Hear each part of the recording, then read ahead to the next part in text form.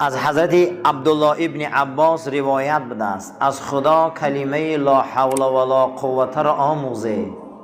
کلمه چی را؟ لا حول ولا قوت الا بالله. و بسیار گویید، نه که معنیش نفهمیدید شما توفیق نمیابید. معنیش نفهمیدید شما توفیق نمیابید. لا حول یگان بازدارنده نیست، ولا قوت یگان قوه نیست مگر قوام از جانب خدا های، یاردمم از جانب خدا های، پردم از جانب خدا های. یگان پرده نیست بین شما و بین گناه، یگان قوه نیست بین شما و بین عملتان که شما را یاردم میکنه، هر دوشم از درگاه او های. معنیش همینه. شین پیشامد عقب که چی وقت نماز قضا میکنید؟ برای چی نماز قضا میکنید؟ ای بالا چی گپی هست که نماز قضا میکنید؟ در افسانه های مردمی ترک میبیاره که یک گرگ در درون یک بیشه رفته سبده است. بیشه کلان و هموار، که من تاجیکیش میگم، کلان و هموار. در همین بین میدان کلان یک دنبه گوسپنده موندیم. گرگ یگانه جانداری هست که تا مردنش گردن نمیفروره، میمره و گردن نمیفروره، جانداری یک روی. و نگاه میکنه که دنبه سفید خوشرو در بین یک شدگار موندگی، میدانی کلان. و میسته فکر میکنه، میگه ما این دنبه را اینقدر کفته سیم در این پستی و بلندی و در این جای همواری خوشرو چی میگفته باشه؟ ای دور نگاه میکنه و یک نفسش زوری میکنه که بالای دنبه دخته پرتو و میگه نه میسته. با یک ضرب المثلی زبانی ترکیه میگه بیر بلا بلمسون شدگارگه قیریق ایلده. یک بلا نشوه میگه یکون بلا نباشه این دنبه در این حواری نمیگرده، تگی دنبه دگون قوقونه یگون دوم اینه نه من میبرم میگه ایجا میروه.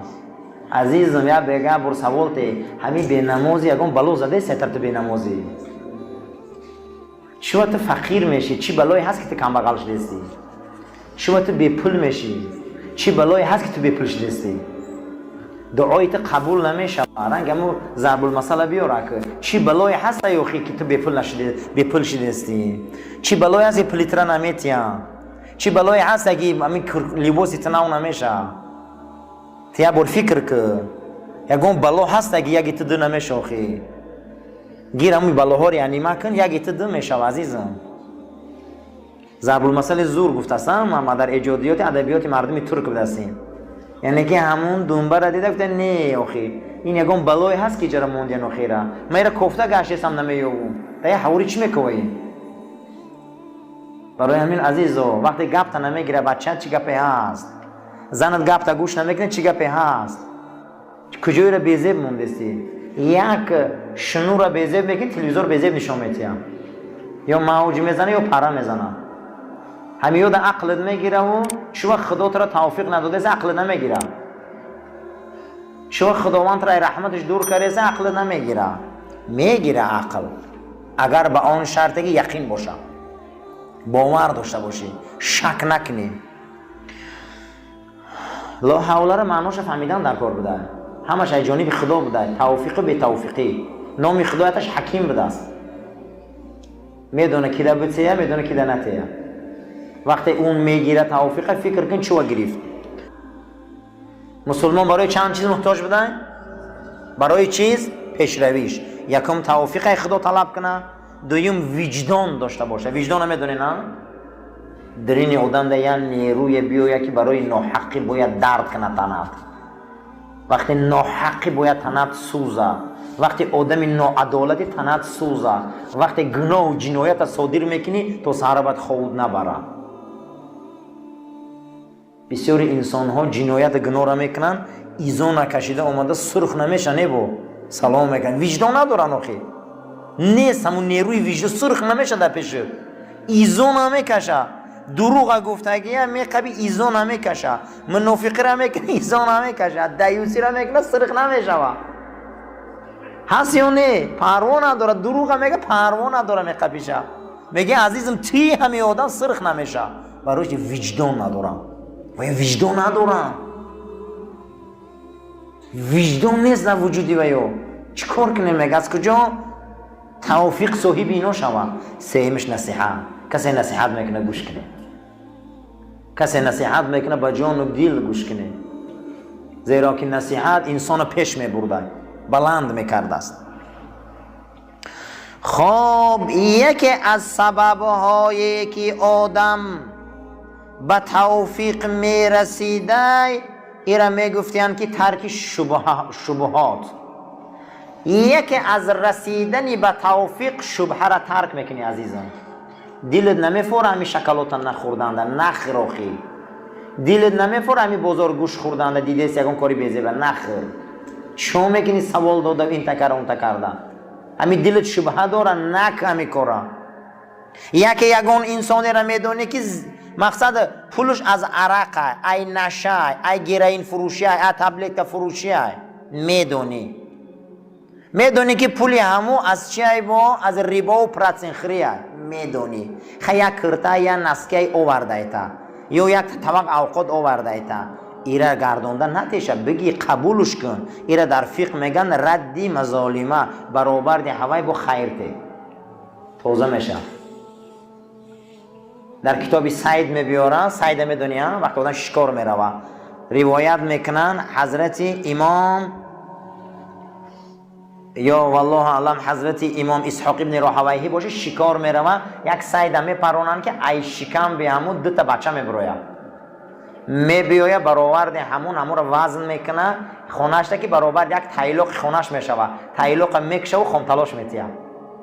میگن حضرت چیکار کردی؟ میگه ردی مظالمه، من ظلم کردم در حق این سید این گام خونتلاش میتیم تا اینکه برابر شوه. وقتی که میدونی که در سرخانش نانی غژن میبیاره اکبر اوجه خستن رفتن فتنه میشوه میخری استفاده میبره حلالش میبره همون رو حساب میکنی چند سم خوردی برابر دی همون برده یا یتیم خانه یا آدمی بینواده میتهی که من کاری خطا کردگیم. اگر دل ده شبهه میروه انهی خیلی شریعت داری میکنی خدارتان توفیق میتیم. هم خیلی کارو میکنن و زیانه یکم بار فهمیدستی اینا ردی مظالمه میگن در کتابای فقه برابر دی همون یک چیره میبره وقتی شبهه میخری. امروز مردم پلی سیگارت خورده است، پلی نوز خورده است، پلی مثال چیزای فحش خورده است، پلی هر خیل نوع شبهه را خورده است. عزیز و برادر پل شبهه پلی همه نمیمونه اینو صاحب توفیق شوه. اینو صاحب توفیق شده نمیتونه برابر دی همون باید خیر احسان کنه. امروز ما میدونیم شبهه چیه. هر چیزی که در ترکیبش یک چیز ضرر آور داشته باشه مثل مارگارینو یا زیره میدونی ختم مثل دلتون نمی برداره شکلاتای وزیره حلال میگه فتوا. من در همین کتابای فتوا خصوصا فقه حنفی ده میبیاره که یک انسان مزرعه داره عیلاقای زیاد خریدگی برای مسیحی ها میتونه که به اجاره بتیه و یا بیارن خوباشونه بچرانه ماهانه اینده پول اجارهش بتیه. فقه میگه حلاله، تقوا میگه شبهه. تقوا میگه نکمی کاره پول خوبای امور نگیر. یا آدم اجاره میتیه اجاره همود عرقخانه میکشویم. فقه میگه اجازه تا و اجاره داده. لیکن تقوا میگه نکی کار شبهه نخر میگه که توفیق خدا دور میکنه ایت. امروز همینه خیلی اکنون دیگه امروز شبهه و برسودگی مردم میدونه که همی جمپیر ایدزی آوردگان همجا میخره میپوشن میدونه که هم توفیلو را ایدزی آوردگان میخره میپوشن و میپوشه با میبره که خیلی شده همین خریده سیم خیلی میشوه میدونه برابر دی همون مرتکب گناه کبیره نمازش درسته مادام با عملی باز کنه نخره هرچی را دست مردم ایجاده. ای کوچو میخره چیزای ارزانه گفته کی میدونی با کجا میبیوره همین قشوبه داری نکم میکنه خدا توفیق ایت دور میکنه. چی با نمازم در 2 رکعت خوندم نمیدونم 3 رکعت خوندم نمیدونم این کردم دوم قبول نمیشه در این نمازم فکرم دکیم کجا های دینداری ما چی میشه نه آخه عزیزم نه ای بر بزیبه ای بر که شبهه را اهمیت ندادستی، این شبهه آمده غم دادسته. شبهه را اهمیت خدا توفیق میتیاتا هم خلاص یا نه؟ همین فویز خرکایی که فویز میخرن همین دکمنت استرویکا ما شبهه بده میو نکنه همین کارتون به توفیق میشه. 100 سال پیش اوتا و چوتا نموردن 80 سال زندگی کردن و همین اردی جوی اوخی. اگه شما را خدا میزنه که با بپلش گردی هیچ گرم نداره اوخی. نیم تنون راحتی جون چی آفت زده شما را خناوس 5 پنجره دهنتون لغت میکنی. همین نیم کاسه شوربا خورده معیشت کرده گرده با توفیق شده اوخی. 50 سال پیش که پدر و مادراتون با یک سطیل پمیدور یا دونه نون هم شما را کلون کردن. اگه برش هم اون نمیتونیم کرده. برای اون که مردم دیگه پروای شبهه نداره. شبهه حرام نیست، یا اموری هست که ما را توفیق میگردونه. میفرماید که به توفیق باشی. همین اغلبیت نگاه کنیم آدمای شبهه خور حرام خور نمیخلی علیک ملیک بوز هم خیلی نگاه کنیم فرزنداشون به توفیقن، عقلای فرزنداشون کمه، عقلای فرزنداشون سالم نیستن، بی تربیان فرزنداشون. این همین حوزی همین نگاه کردن عقل ندارن برای که وقتش ای شبهه خوردن ای حرام خوردن چی میگن همین فوک در همه جا سیخ کردن. انا امروز ای فرزندا ضرر دیده سیان. اسلام یگانه دینی هست که مردم به حلال خوردن فرض میدونن. اگه نماز حلال خیره میگه هیچ که یگان انسان ای گوشنگی نمیبره قسم به خدا. انا اینو یقین میگم. انا دیومش چی بده عزیزان؟ شبهه را ترک کن تا توفیق میتیم. پروردگار ما و شما رو برای راست هدایت کنه، توفیق مونتیا، یقین مونتیا، از شبهه خوردن ما رو خداوند نگهبان شوه. ربنا تقبل منا انك انت السمیع العلیم و تب علینا انك انت الرؤوف الرحیم برحمتك یا ارحم الراحمین. سفر راست کنه. هیچ محل از یاد ما نبراریم که نام خدا یکتاش حکیمه. نام خدا یکتاش چیه؟ حکیم. حکیم چی را میگفتیم؟ چیزی را در جاش میمونه. هر کسی که چیزی را در جاش آورده موند نام او را میگن چی عزیزا؟ حکیم. هر کسی که چیزی را آورده در جاش حل کرد نام او حکیم. صدقه خوبه. میشه که یه آدم عرق نوشته صدقه تی درست میشه یا نه؟ ایمو پول رو عرق نوشه صدقه نغزه. در اینجا گدایی داره نه که میدونه که عرق مینوشه. این حکیمی نمیشه آخی. میشه که یک انسان صدقه کرده در همین جا میتونه که شما صدقهش کنه به همون صدقه رو و مثال زنا کنه. میشه نمیشه. این حکیمی نیست. نام خدا حکیم بده. باید در همون صحیح بشتیم صدقه را. نام خدا یکتاش حکیم بده. بهده توفیق نمیگیره خدا. معنیش بهده توفیق نمیتیه. میشه که بازار درویی و بار کردن گیری پول شنطه‌ای. میشه نه وقت میگه تو موفق نمیشی میگه پول بیار. به سبب به پول نمیشه آدم، به سبب پولدار نمیشه. به سبب توفیق نمیتیه خدا، به سبب توفیق نمیگیره. در همین بابا صحبت میکنیم که اکنون اهمیت توفیق ده یک دو حدیث میگیم. روایت از حضرت علی کرم الله وجهه چهارم خلیفه عالم اسلام. حضرت فرمودیم بندگان خدا از خدا یک چی طلب کنه. گفته رسول الله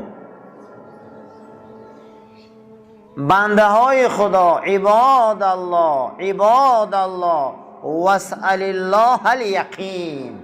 بنده های خدا ای خدا یقین طلب کنه. چی را طلب کنه؟ یقین. یکی ای اسباب های توفیق در این حدیث آمدگی بده که کمتر در نمازا گریه کنه و دعا کنه. ای خدا یقین طلب کنه. حضرت عمر رضی الله تعالی عنه در حلیت الاولیاء میبیارن. حضرت عمر سحر حضور نبی کریم میبیاد. نمازی بامداده نماز میخوانن و حضرت نگاه میکنه که چشمای امیرالمومنین سرخن. حضرت بسیار گریه میکردن. بعضی انسان ها شبا بسیار گریه میکنن. ایسر 1000 آدم خیلی آدم ها یکتن که شبا خیزن بسیار گریه کنن. حضرت شبا بسیار گریه میکرد. میگه جناب پیغمبر دیدم این فضیلت حضرت عمر که چشماش سرخه. گفتن کیف اصبحتم یا عمر، این سحری چخل خستی ای امیر المومنین، ای عمر چخل خستی سحر؟ گو اصبحت علی الیقین، بر یقین بیدار شدم فرستاده خدا. گو یقین؟ گو بله. گو یقین به خودش علامت داره. گپ ده جواب داده میتونی؟ گپ ده جواب داده میتونی امیر المومنین؟ گپ ده جواب داده میتونی فاروق اعظم؟ گپ ده جواب داده میتونی عمر؟ او زمان امیر المومنین نبودن. ولی ای عمر علائم داره یقین. علائم چیه؟ علامت‌ها داره.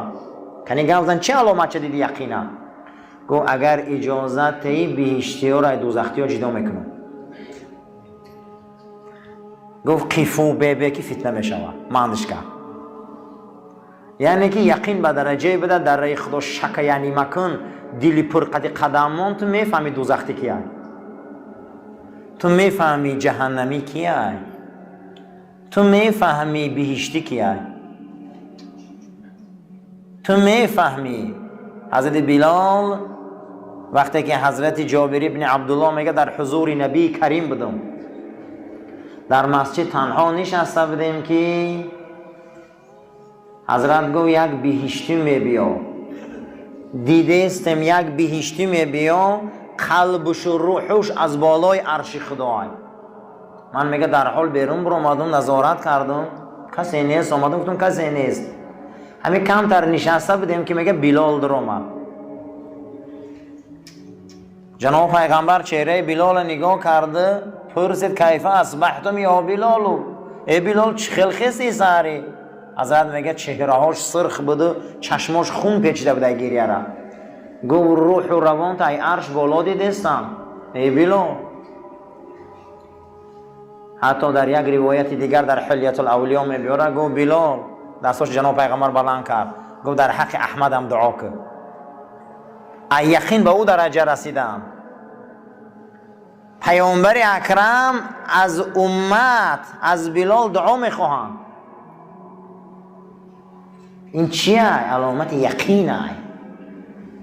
چی به امروز پیغمبر ما میگه این رسول الله صلی الله علیه و سلم ای خدا اول توفیق میخوای یقین طلب که خدایا برای من یقین ده که من شک نکنم در راهیت، من در راهیت ددیله نشوم، من صدقاً قبول کنم که حقی، من صدقاً قبول کنم. یک تاش یقین همینه. آیا باور داری که منکر نکیر هست یا نه؟ آیا باور داری که در گور پرسیده میشوی؟ آیا باور داری که منکر نکیر ایت سه سوال میکنه؟ همین اگر یقین نداشته باشی چی نماز میخونی؟ آیا باور داری که کرامان کاتبین اسما را مینویسن؟ آیا باور داری که در گور ملائک می اومد از میپرسیده است؟ آیا باور داری به همین؟ آیا باور داری به همین؟ همین که دو دیله باشی چی نماز میخونی عزیزم؟ یقینا نمیای. یقین داری که همین مسجد اومدی، مسجد خانه خدای. یقین داری که همینجا 27 ثواب میگیری. یقین داری که در همین جهر یک تسبیح 27 تسبیح. پیغمبرمون گفتن تو یقین داری که اینجا چیه؟ وقتی یقین نداشته باشی چی ده میبیایی اینجا؟ چی ده میبیایی میگه؟ انم یقینش انمینه. فاسأل الله الیقین، از خدا یقین طلب کنه. بعد از او رسول الله گفتن که یقین سری دینه. دین به خودش سر داشته. سری دین چی بده؟ یقین. ستون دین چی بده؟ نماز. کوفان دین چی بده؟ شطور به خودش کوفان داره. کوفان دین چی بده؟ جهاد. هرچی به خودش یک حیوان ده مانند کرد رسول الله. گفت دیدگی همی خیل، همی خیل گفت هرچی داره. گفت ستون دین نماز بده. سری دین چی بده عزیزان؟ یقین. یقین داری چی؟ یقین داری که فردا میپرسنه. یقین داری که خدا پگه زبانم میبسته میگه الیوم نختیم علی افواههم و تکلمنا ایدیهم و تشهد ارجلهم بما كانوا یکسبون. آن روز زبانها بسته میشوند، دستان و پاهای شما گپ میزنن. کجا گپ میزده؟ دست و پا گپ میزده. باور داری؟ همین میگم همین یقین میگن. باور نداشته باشه عزیز، ولی دینت سر نداره. دین سر نداره میگن. از او پرس یقین سری دین است. از خدا توفیق خواهد. جناب پیغمبر گفته از همه بقوت ترین میخ توفیق است. از خدا دعا کنیم که خدا ما توفیق ته، خدای ما توفیق ته، ما میدان تیار کن، ما را راه نشان ته که از درون همون راه به تو برسیم. آدمایی هستند که از راه زکات به خدا میرسند، آدمایی هستند که از راه روزه به خدا میرسند، آدمایی هستند که از راه نماز به روزه میرسند، آدمایی هستند که از راه حج به خدا میرسند، آدمایی هستند که از راه دزدن از دزدیشان ایزا کشته به خدا میرسند. ما چندین نفر این خیلی انسان ها داریم که از داخل دزدی در اسلام بازگشتن و سوی خدا رفتن. خیلی انسان زیاد داریم. حضرت عمر کشتن رسول الله آمد را با او درجه رسید. برای همین عزیزو ما از خدا طلب کنیم پروردگارا راههای توفیقت زیاده برای من این میخته اکنون که من بند من این میخ 4 نمود اخلاق بده که این عمومی بده. کسی که میگه من بچه آدمم باید همین 4 چیز رعایت کنم.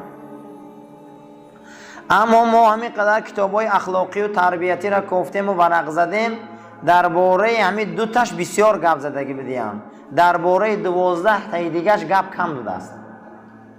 اخلاق نسبت خدا، اخلاق نسبت خلق.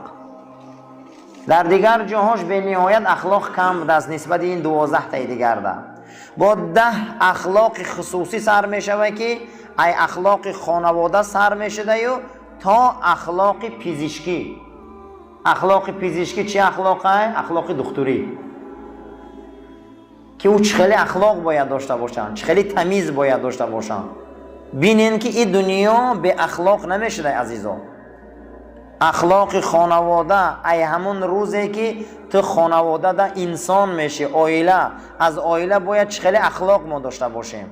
این اخلاقای خصوصی بده یا اخلاقای بده که هر یک تیما او را باید چکار کنیم؟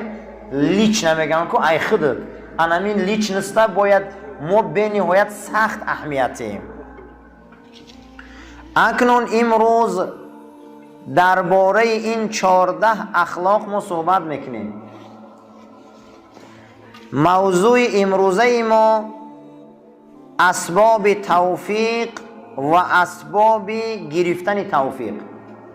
خداوند توفیق میگیره، خداوند توفیق میتیه.